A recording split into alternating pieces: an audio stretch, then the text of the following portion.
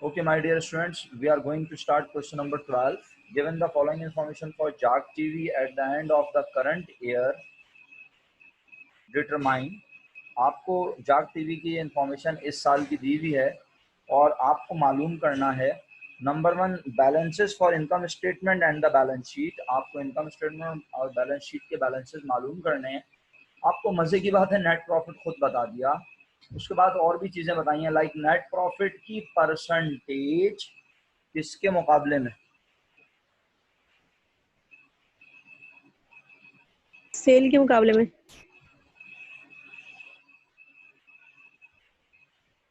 आवाज ही नहीं आ रही आपकी।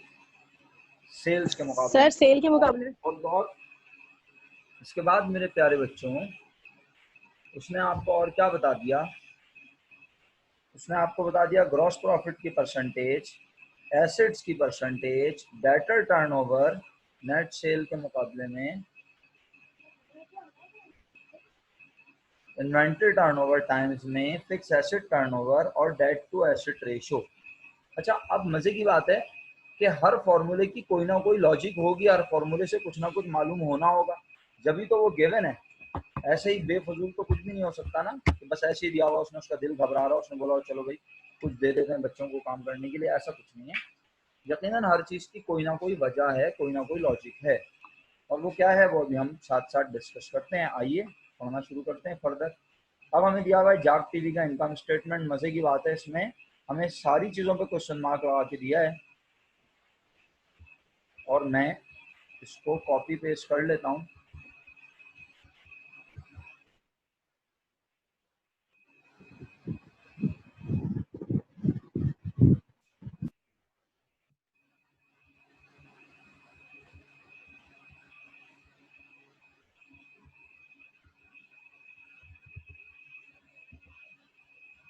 चलिए,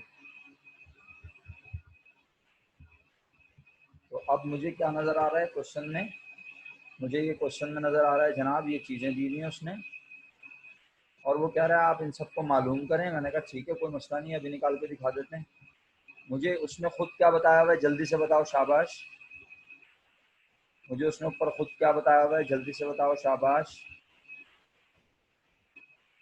सवाल दिखा देता हूँ, दोबारा बोलोगे सवाल नहीं शो कर रहे सर। थैंक यू अलैना।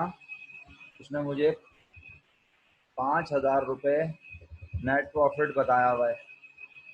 अब अगर आप गौर से देखते जाएं साथ साथ, तो क्या उसने यहाँ पर टैक्स के मुतालिक क्या लिखा, टैक्स 50%।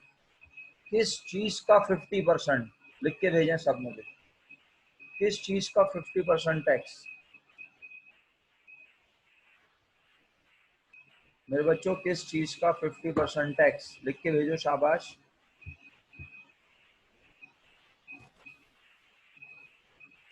इनकम का होता है ना टैक्स तो।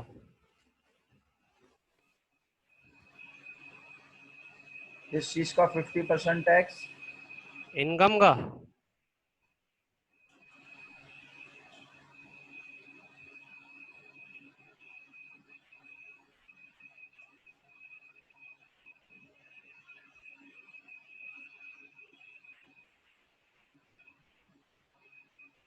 नहीं भाई, मुझे सिर्फ एक जवाब प्रॉपर नजर आया अभी तक। हो सकता है मैं किसी का जवाब इग्नोर कर गया हूँ। एक नहीं दो, पाशान, हफ्सा और बस, इन दो के जवाब मुझे प्रॉपर नजर आए। नहीं सर तैमूर साहब, सेल्स टैक्स एक अलग चीज है, उसका नेट प्रॉफिट से कोई ताल्लुक नहीं होता। सेल्स टैक्स प्रॉफिट पे नहीं, सेल पे लगता है, वो एक अलग चीज है। इंशाल्लाह वो भी इस साल किसी हद तक थोड़ा बहुत पढ़ेंगे। ऐसा नहीं है कि सेल्स टैक्स के बारे में नहीं पढ़ेंगे, पढ़ेंगे लेकिन बहुत लाइटर साइड पे पढ़ेंगे। सर जनाब इनकम टैक्स माजरत है के ना। साथ सब बच्चे गलत बता रहे हैं। जो टैक्स होता है वो नेट इनकम पे नहीं लगता। ये अर्निंग आफ्टर टैक्स का दूसरा नाम नेट इनकम है, पहले मैं ये क्लियर कर दूं। अर्निंग आफ्टर टैक्स का असल नाम है नेट इनकम। तो कभी भी ये 50% टैक्स नेट इनकम पे नहीं लगता, बल्कि टैक्स लगने से पहले जो आमदनी होती है उस पर लगता है।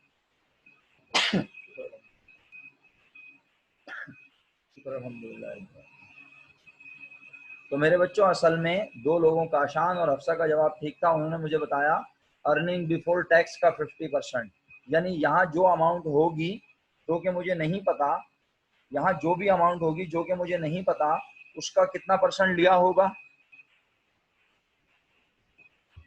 उसका कितना परसेंट लिया, 50%। जल्दी बताओ।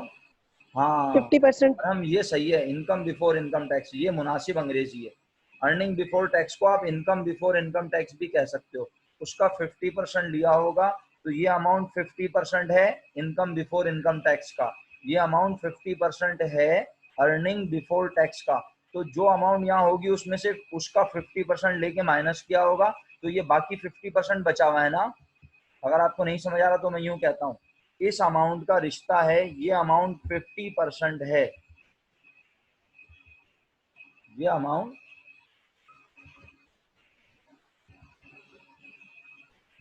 मेरे बच्चों, ये अमाउंट 50% है। बोलो किसका? अब दोबारा सब जवाब दें, किसका? अर्निंग ये बिफोर टैक्स अमाउंट का। 50% है किसका? अरे 16 अर्निंग जल्दी बिफोर जवाब टैक्स दिया का। करो ना। सर हाँ, अर्निंग बिफोर ईबीआईटी टैक्स का, का। ईबीटी का, अर्निंग बिफोर टैक्स का। तो जिससे रिश्ता होता है वो कितने परसेंट होता है भाई?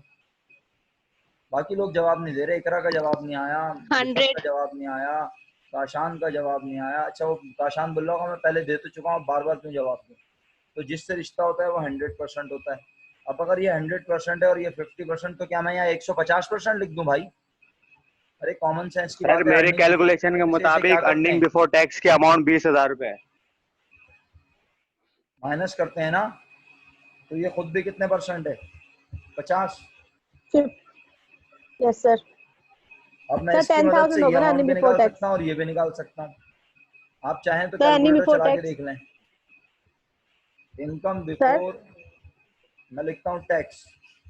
टैक्स कैसे निकालूंगा? मैं कहूँगा 5,000 मल्टीप्लाई बाय, जो मालूम करना है ये मालूम करना है टैक्स, इसकी परसेंटेज कितनी है 50, और जिसकी मदद से मालूम कर रहा हूँ उसकी खुद अपनी परसेंटेज कितनी है 50। हाँ, अर्निंग बिफोर टैक्स 10,000 होगा, बिल्कुल सही है। तो मेरे पास जवाब आ गया 5,000। आप देखें ये 5,000 हमने क्या किया होगा, माइनस, किसमें से माइनस किया होगा, यहाँ एक अमाउंट होगी तो इसको इसके साथ वापस क्या कर दूं, प्लस। और अगर आप क्रॉस चेक करना चाहते हैं कि सर अगर हम इनकम बिफोर इनकम टैक्स निकालें, हम अर्निंग बिफोर टैक्स निकालें पहले, तो मैं क्या इक्वेशन बनाता, मैं कहता 5,000, जो मालूम करना है उसकी परसेंटेज 100, तो मैं कहता मल्टीप्लाई बाय 100 डिवाइडेड बाय जिसकी मदद से निकाल रहा हूँ वो 50, तो मेरे पास 10,000 जवाब आता। हर तरह से प्रूफ कर दिया। आप इन दोनों को उल्टा चलते हुए प्लस करें तो भी 10,000 आएगा, मैथमेटिकली हर लिहाज से प्रूव हो गया। अब देखें ऑपरेटिंग एक्सपेंस के बारे में आपको कोई हिंट नजर नहीं आ रहा, सवाल में चेक करना दिया हुआ है तो बताएं मुझे, लेकिन हिंट किस चीज के बारे में नजर आ रहा है बताएं। ग्रॉस प्रॉफिट के बारे में ग्रॉस प्रॉफिट। 25%, तो ये 25% है ग्रॉस प्रॉफिट किसका? जल्दी बोलें, ये 25% है किसका? नेट सेल का, नेट सेल। सेल का। तो सेल कितने परसेंट होगी इस ग्रॉस प्रॉफिट के हिसाब से? 100%। 100। सही है। तो बताओ सेल कितनी आई? ग्रॉस प्रॉफिट में छाप देता हूँ, छापूं कैसे मसला, ये ग्रॉस प्रॉफिट भी मुझे पता नहीं है। सही है। तो मैंने कहा यार मुझे नेट प्रॉफिट ऑन सेल पता है 5%, तो मैंने कहा ठीक है, मैं ये भी नहीं निकाल सकता ना, फायदा ही नहीं है। तो मैंने कहा ओके, लेकिन मुझे क्या पता है, मुझे पता है नेट प्रॉफिट, नेट प्रॉफिट मुझे पता है, और नेट प्रॉफिट का रिश्ता पता है किसके साथ, सेल के साथ। देख लें भाई सवाल, अगर आप समझ नहीं पा रहे। नेट प्रॉफिट ऑन सेल 5%, ठीक है। तो मैंने कहा नेट प्रॉफिट ऑन सेल 5% है, मैं काम करता हूँ, मैं लिखता हूँ net profit rate is equal to net profit divided by sales. अब मैं देखता हूँ क्या क्या गिवन है। मुझे 5% गिवन है, 5 डिवाइड बाय 100 गिवन है, इज इक्वल टू, मुझे नेट प्रॉफिट पता है 5,000, मुझे सेल नहीं पता। तो मैंने इक्वेशन क्या बना ली, मैंने कहा यहाँ ये क्या कर रहा है, ये सेल यहाँ से आके यहाँ करेगा मल्टीप्लाई इन दोनों के साथ, ये 100 वहां जाके मल्टीप्लाई करेगा, 5 वहां जाके डिवाइड करेगा। इक्वेशन क्या बन गई? सेल्स इज इक्वल टू 5000 और मल्टीप्लाई बाय, मैंने कहा 100 और डिवाइड बाय 5। सही है? 1 लाख रुपए जवाब आ गया प्यारे बच्चों। किसी को समझ नहीं आया तो पूछ लेना भाई, तकल्लुफ करोगे खुद ही का नुकसान होगा। अब जब मुझे ये 1 लाख रुपए पता चल गए तो मुझे इस 1 लाख का रिश्ता किसके साथ दिया हुआ है?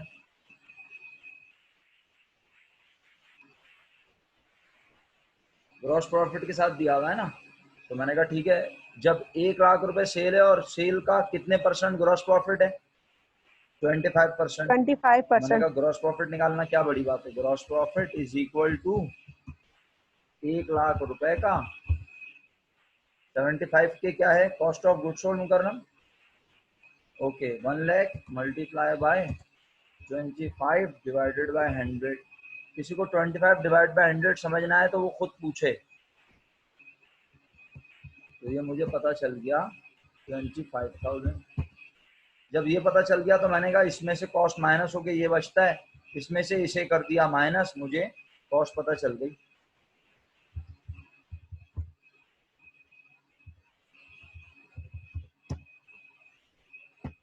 और 25 में से क्या माइनस क्या होगा? 10 बचा तो 25 में से 10 को माइनस कर दिया, जवाब आया माइनस का 15,000। इनकम स्टेटमेंट बन गया, आपको पता नहीं चला होगा शायद। कोई सवाल है तो बेफिक्र होके पूछें, विदाउट हेजिटेशन। घबराएं मत, शर्माएं मत कि आपकी बेइज्जती होगी। सवाल पूछेंगे, मैं 10 बार समझाऊंगा। सर ये सेल वाला जो समझ नहीं गए तो है यस 1 सर लिख लाख के रुपए, भेज दें ताकि मैं बैलेंस शीट बनाऊं फटाफट। समझ आ गया तो मुझे जल्दी से बताएं, सर यस सर लिख के भेजें। Hello hello. ओके। रम भाई फॉर्मूले याद होंगे तो फिर मजा आएगा, क्या ख्याल है? फॉर्मूले याद होंगे, अगर फॉर्मूले याद होंगे तो फिर ये मजे का चैप्टर है। फॉर्मूले याद नहीं है तो फिर ये किसी के लिए मजे का नहीं है, ये दर्द सर होगा। यार बहुत शदीद गर्मी है, अल्लाह ताला रहम फरमाए, हालत बुरी हो रही है भाई।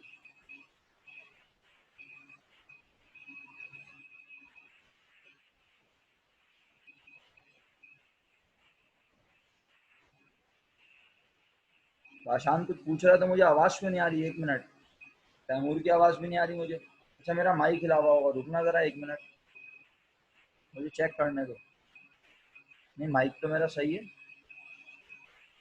अच्छा काशान कह रहा है मेरा माइक काम नहीं कर रहा। हाँ तो पूछो और हम क्या बोल रहा है, तुम आवाज बताओ माइक ऑन करके। मेरे पास तो खुला हुआ है माइक।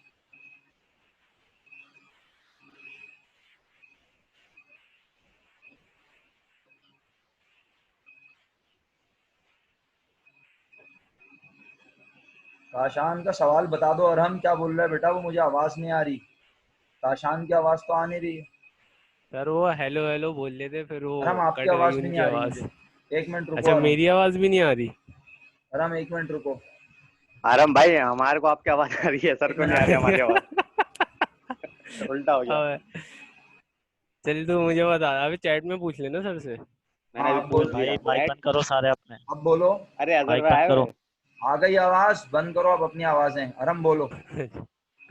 सर वो हेलो हेलो बोल लेते काशान, फिर उनकी कट हो गई।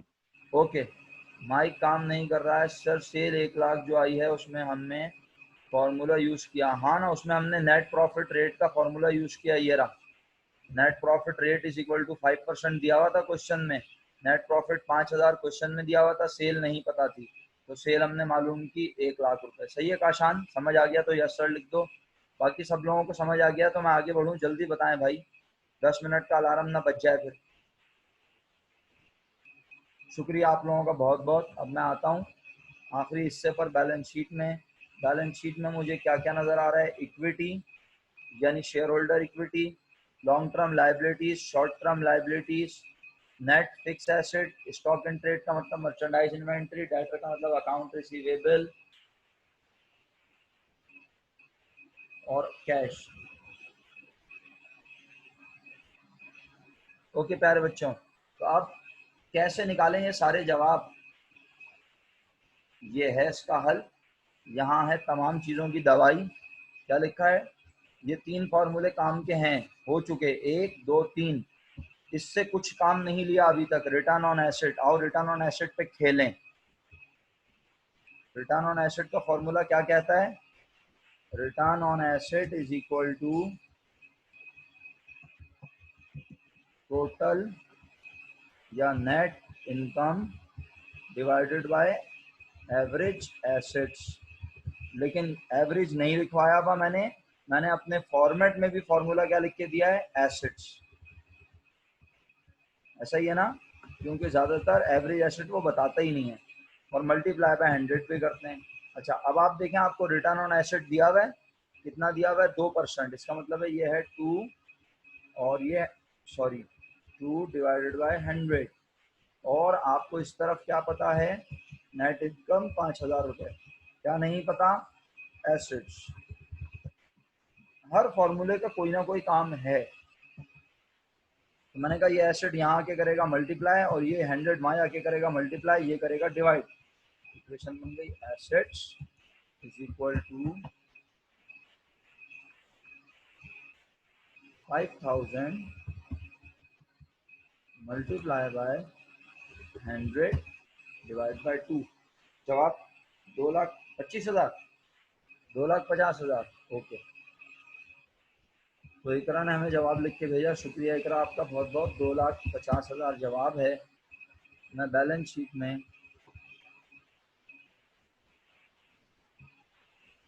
एक काम करता हूँ, यहाँ बैलेंस शीट ले आता हूँ उठा के। क्या ख्याल है?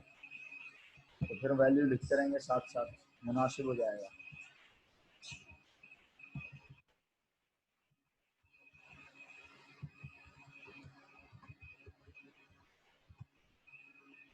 सही है प्यारे बच्चों?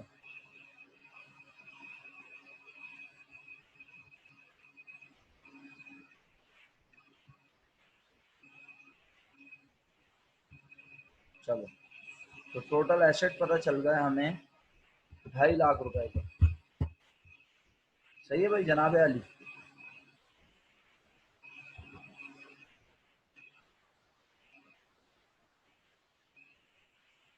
आगे बढ़ते हैं आपकी इजाज़त से। मैंने कहा भाई इस फॉर्मूले ने तो कोई ऐसा कमाल नहीं किया कि मैं बोलूँ ओहो मुझे काफ़ी चीज़ें पता चल गई। मुझे तो सिर्फ टोटल एसेट पता चले और कुछ भी पता नहीं चला। अब मैं सवाल का डेटा दोबारा जाके देखता हूँ, तो मैं कहता हूँ सवाल के डेटा में उसने रिटर्न ऑन एसेट के बाद दूसरी साइड पे क्या बताया हुआ है? Debtor turnover ratio, account receivable turnover ratio net cell के ऊपर बेस करता है। ये तो हमें भी पता है, इसमें नई बात क्या है? और 2 टाइम्स है इसका जवाब। इन्वेंट्री टर्नओवर दिया हुआ है और फिक्स एसेट टर्नओवर दिया हुआ है। फिक्स एसेट टर्नओवर रेशो, पहले मैं जानबूझ के इसकी बात करता हूँ आप लोगों से। Fix asset turnover ratio 0.8 time. जल्दी से बताएं इसका फॉर्मूला क्या होगा? लिख के भेजिए हर बच्चा। फिक्स एसेट टर्नओवर रेशो, इसका फॉर्मूला क्या होगा? आप इसका फॉर्मूला खुद बनाएंगे, फॉर्मेट में नहीं लिखा हुआ। फिक्स एसेट टर्नओवर रेशो, आप इसका फॉर्मूला खुद बनाएंगे। और अगर आपने फॉर्मूला ढूंढने की कोशिश की फॉर्मेट में, तो नहीं है।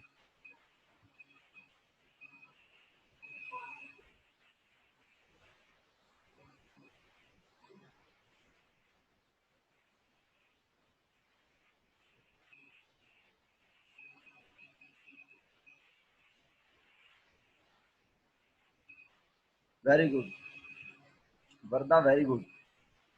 अरम भाई गौर फरमाइए आप। जो लोग फॉर्मूला नहीं बता पा रहे हैं, जो फॉर्मूला उल्टा सीधा बता रहे हैं, उनसे मैं यही रिक्वेस्ट कर सकता हूँ कि वो जाएं और जाके, जो लोग उल्टा सीधा फॉर्मूला बता रहे हैं, जिनकी समझ में नहीं आ रहा क्या बताएं, जो बिल्कुल तुक्का लगा रहे हैं, उनसे अदब से दरखास्त है वो जाके एसेट टर्नओवर का फॉर्मूला देख लें, उनकी तबीयत ठीक हो जाएगी। क्या देख लें? एसेट टर्नओवर का फॉर्मूला, उनका खुद ब खुद दिमाग ठीक हो जाएगा। जी शुक्रिया। एसेट टर्नओवर का फॉर्मूला लिख के नहीं भेजना था शहरी भाई, फिक्स एसेट टर्नओवर का लिख के भेजना था। आपने एसेट टर्नओवर का लिख के भेज दिया, इसीलिए बोलते हैं देखा मत करें। नकल मार के ना इंसान अकल खो देता है अपनी। फिक्स एसेट टर्नओवर रेशियो, अब मैं यहाँ लिखने लगा हूँ। मेरा ख्याल है मैं इस स्पेस को भी यूज करूं, चलें यही लिख लेते हैं। Fix asset turnover ratio is equal to total sales divided by average assets. Average दिए हुए नहीं होते तो एसेट से लिखूंगा, लेकिन कौन सा एसेट्स मोस्ट इंपॉर्टेंट, क्योंकि फिक्स है तो एवरेज फिक्स एसेट्स। किसी को एतराज नहीं होना चाहिए, और अगर है तो जल्दी से पूछ ले। अब मैंने कहा फिक्स एसेट टर्नओवर रेशियो उसने खुद दिया हुआ है 0.8 टाइम्स, इसका जवाब आता भी टाइम्स में हमें पता है, तो मैंने लिखा 0.8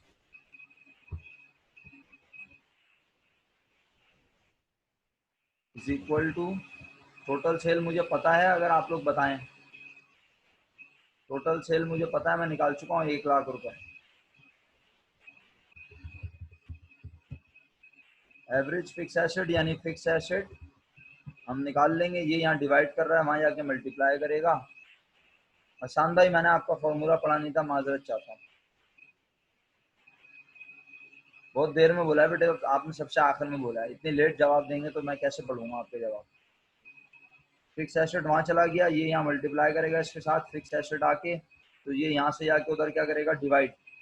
फॉर्मूला बन गया fix asset is equal to 1,25,000. Okay बेटा, 1 लाख डिवाइडेड बाय 0.8। सही है मेरा बच्चा, ये आ गया हमारे पास इज इक्वल टू 1,25,000। क्या पता चल गया, फिक्स एसेट। मैं इधर आया, मैंने कहा नेट फिक्स एसेट 1,25,000 पता चल गया। अब मुझे 3 चीजें और पता चलानी है। आप देख रहे हैं एक एक फार्मूला, एक एक नन्ना नन्ना जवाब ला के दे रहा है मुझे, अभी तक माहौल नहीं बन पाया प्रॉपर। आइए और अंग्रेजी पढ़ते हैं। अब क्या दिया हुआ है, debtor turnover, account receivable turnover. मैंने जानबूझ के छोड़ा हुआ है, करूंगा इन्हें भी डेफिनेटली सॉल्व, इसके बगैर हो ही नहीं सकता सवाल, लेकिन मैं जानबूझ के इस फार्मूले पे आ गया। अच्छा, आप बेशक लाइन से इस तरह जिस तरह दिए मैं आप करते रहें, कोई एतराज नहीं है मुझे, मेरा दिल चाह रहा है मैं इस तरह कर रहा हूँ। डेट टू एसेट रेशो, आइए डेट टू एसेट रेशो उसने आपको जाहिल समझा है, वरना under student debt to asset ratio, debt ratio का मतलब भी यही होता है 0.6:1। तो मैं अगर आपको थोड़ा सा इसके ऊपर पहले ऐसे ही ज़रा समझाऊं, थोड़ा ऐसे ही रोशनी डालूं, तो मैं कहूँगा डेट टू एसेट रेशो अगर इज इक्वल टू होता है total liabilities divide by total asset, तो भाई ये हमें क्या दिया हुआ है 0.6, यही दिया हुआ है ना, इज इक्वल टू 0.6:1।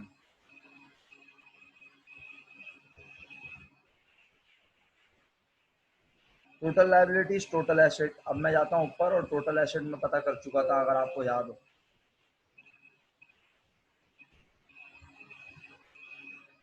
ये देखें टोटल एसेट हमने निकाल लिए थे 2.5 लाख रुपए, सही है। अच्छा, तो अब अगर आप थोड़ा साथ दें मेरा, तो मैं कहता हूँ टोटल एसेट नहीं, टोटल लायबिलिटीज पता नहीं है, सही है। टोटल लायबिलिटीज पता नहीं है ना, ये देखो टोटल लायबिलिटीज में सिर्फ एक शॉर्ट टर्म लायबिलिटी पता है, लॉन्ग टर्म लायबिलिटी नहीं पता। तो मैंने कहा ऐसा करते हैं, टोटल लायबिलिटीज नहीं पता, क्या निकाल लेते हैं, टोटल लायबिलिटीज निकाल लेते हैं। टोटल एसेट पता है कितने, 2.5 लाख, सही है भाई। तो ये हमें ये यहाँ डिवाइड कर रहा है, वहाँ जाके मल्टीप्लाई करेगा, इक्वेशन देंगे total liabilities is equal to 0.6 multiply by 2,50,000। जी प्यारे बच्चों, समझ में आ रहा है। 1,50,000 जवाब आ गया भाई, समझ में आया यानी ये इंपॉर्टेंट है। अब टोटल लाइबिलिटीज में से लेस कर दिया, क्या लेस कर दिया, शॉर्ट टर्म लाइबिलिटीज। क्या ख्याल है, 50,000 रुपए है शॉर्ट टर्म लाइबिलिटी। प्रेजेंटेशन भी हो रही है, चीजें भी कंप्लीट हो रही हैं, क्या ख्याल है।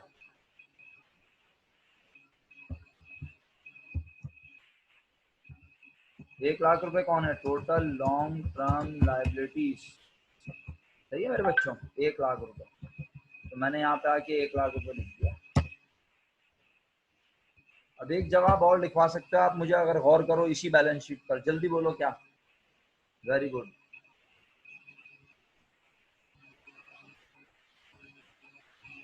शहरियार भाई मुझे आप 1 लाख रुपए लिखवा सकते हैं, लोग कह रहे हैं। पहले आपको ये सर बोला, टोटल लिखवा सकते हैं। पहले आप बोले सर हम टोटल लिखवा सकते हैं 2.5 लाख, और हम अब आपको यहाँ पे लिखवा सकते हैं कितना, 1 लाख। नहीं समझ आया? अच्छा, थोड़ी देर के लिए मैं फर्ज कर लेता हूँ, अगर मुझे ये पता ना होता 2.5 लाख, तो फिर मैं क्या करता, मैं कहता भाई अगर डेट टू इक्विटी रेशियो है 0.6, तो फिर डेट टू इक्विटी 0.6 है, तो फिर इक्विटी रेशियो कितना होता, 0.4। समझ आया मेरी बात? ये बात हम पहले कह चुके हैं, अगर आपको याद हो। भाई डेट रेशियो 0.6 है ना, तो इक्विटी रेशियो कितना होगा? ठीक है, तो बस आगे बढ़ते हैं बात। 0.4। हाँ 0.4 होगा। अच्छा अब जरा देखो और कौन कौन से फॉर्मूले बचे अब, सिर्फ 2, डेटर टर्नओवर और इन्वेंट्री टर्नओवर। आओ जल्दी से इनको निपटाएं। डेटर टर्नओवर को जल्दी से भगाते हैं जरा। Account receivable turnover is equal to net credit sale divided by average account receivable. कितना दिया हुआ है भाई ये, 2 times is equal to net credit sale कितनी थी बेटा, 1 लाख। एवरेज अकाउंट रिसीवेबल यहाँ क्या कर रहा है, डिवाइड, वहां जाके क्या करेगा, मल्टीप्लाई, वो यहाँ पे डिवाइड करेगा। जवाब आया, क्या जवाब आ गया मेरे बच्चों, 50,000 आ गया। अकाउंट रिसीवेबल एवरेज 50,000 आ गया। इसका मतलब है अकाउंट रिसीवेबल 50,000 रुपये यहाँ पे लिख रहा हूँ मैं। किसी भी किस्म की तकलीफ की सूरत में राब्ता कीजिएगा। इसके बाद इन्वेंटरी टर्नओवर 1.25 टाइम्स। आखिरी 10 मिनट की घंटी बज गई, सवाल खत्म करने ने फटाफट। Inventory turnover 1.25,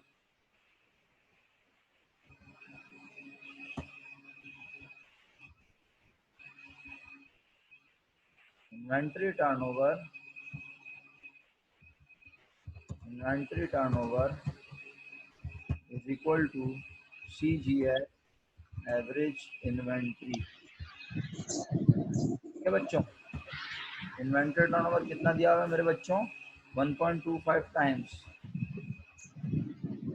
1.25 times is equal to cost of goods sold. याद है किसी को? 75। 75,000. 75,000. ओके मेरे बच्चों, 75,000 लिख दिया। एवरेज इन्वेंट्री नहीं पता, वही तो निकालनी है। ये यहाँ डिवाइड कर रही है, वहां जाके मल्टीप्लाई करेगी, ये मल्टीप्लाई होगा, यहाँ आके डिवाइड करेगा। इक्वेशन बन गई, average inventory is equal to 75,000 divided by 1.25। किसी को समझ नहीं आया बस फौरन चलान कर दिया करे, बेहतर यही है उसके हक में।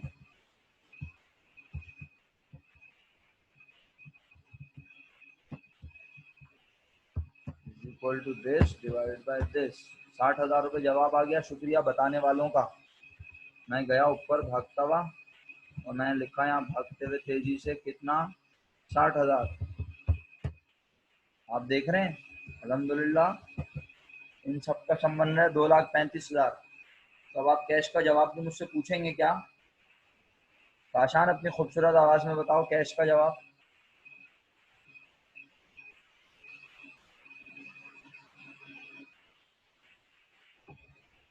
Yes sir.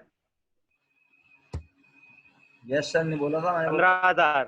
हाँ, बहुत शुक्रिया, आपने 15,000 बोला। ये 15,000 कैसे आया, समझ में आया? Yes sir. चले शुक्रिया आप लोगों का बहुत बहुत। आज के लिए आप लोग आ गए और आपने ये 2 सवाल कर लिए। 5 ईयर का एक सवाल मुझे याद है, मैंने हफ्सा को लिखवाया था या पता नहीं किसको लिखवाया था, 2-3 स्टूडेंट को बोला था नोट कर लें। 2016, 17 या 18 में कोई सवाल था जो थोड़ा डिफरेंट था।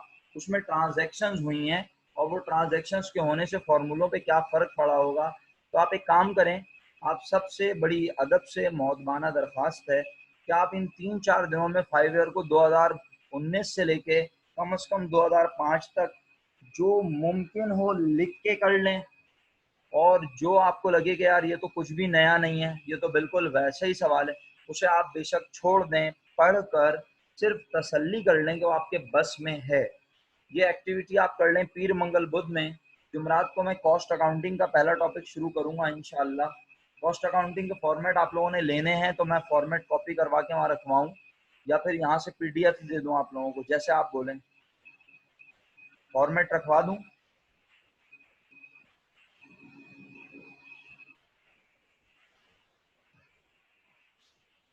यस सर, रखवा दें।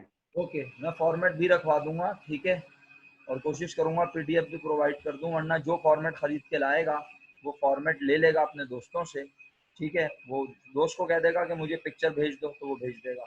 अच्छा, दूसरी बात ये कि आप जब इसकी प्रैक्टिस करेंगे और आपको जो सवालात मुश्किल लगेंगे, आपको समझ नहीं आएंगे, उसके लिए हम कमिंग वीक में सैटरडे या संडे को 1 यूनिट एक्स्ट्रा रख लेंगे। आप सुन रहे हैं मैं क्या कह रहा हूँ? सैटरडे या संडे को या थर्सडे या फ्राइडे को 1 यूनिट एक्स्ट्रा रख लेंगे। जैसे मैं 2 यूनिट लेता हूँ ना 40-40 मिनट के, 2 यूनिट 40 मिनट के लेने के बाद तीसरा यूनिट मैं रख लूंगा आपके सवालात के लिए। वो सिर्फ आप लोगों के लिए होगा जो ये चैप्टर जिन्होंने पढ़ा है। आप सबको मेरी बात समझ आ गई? बस तो ठीक है। बहुत बहुत शुक्रिया आपके आज आने का, पढ़ने का। जज़ाकल्लाह, खुश रहिए। दुआओं में याद रखिएगा, मुझे बहुत ख़ास तौर पे कुछ तबीयत नासाज है। अल्लाह पाक अपने हिफ्ज़ अमान में रखे। ये जो वबा फैल रही है, कुछ नहीं पता कहाँ किसको कब कैसे हो जाए, लेकिन अल्लाह पाक है बस जो हमें महफूज रख सकते हैं। तो मेरे लिए भी दुआ कीजिएगा, तबीयत थोड़ी नासाज है। अल्लाह ताला बस मुझे अपने हिफ्ज़ अमान में रखे। और जो छोटी मोटी बीमारियाँ हैं, बस छोटी मोटी बीमारियाँ भी इंसान के लिए बड़ा मुश्किल हो जाती हैं कभी कभार। बहरहाल आपसे इल्तिमास है कि मुझे दुआओं में याद रखें, और अल्लाह ताला आपको भी अपने हिफ्ज़ अमान में रखे। अल्लाह ताला इस मूसी मर्ज़ से आपको जो है वो क्या कहना चाहिए कि हमेशा हमेशा के लिए महफूज फरमा दे, और इस वबा को ही ख़त्म कर दे मेरे अल्लाह। ओके जी, बहुत शुक्रिया। खुश रहें, मुस्कुराते रहें, दुआओं में याद रखें। फ़ी अमान अल्लाह। अल्लाह हाफ़िज़।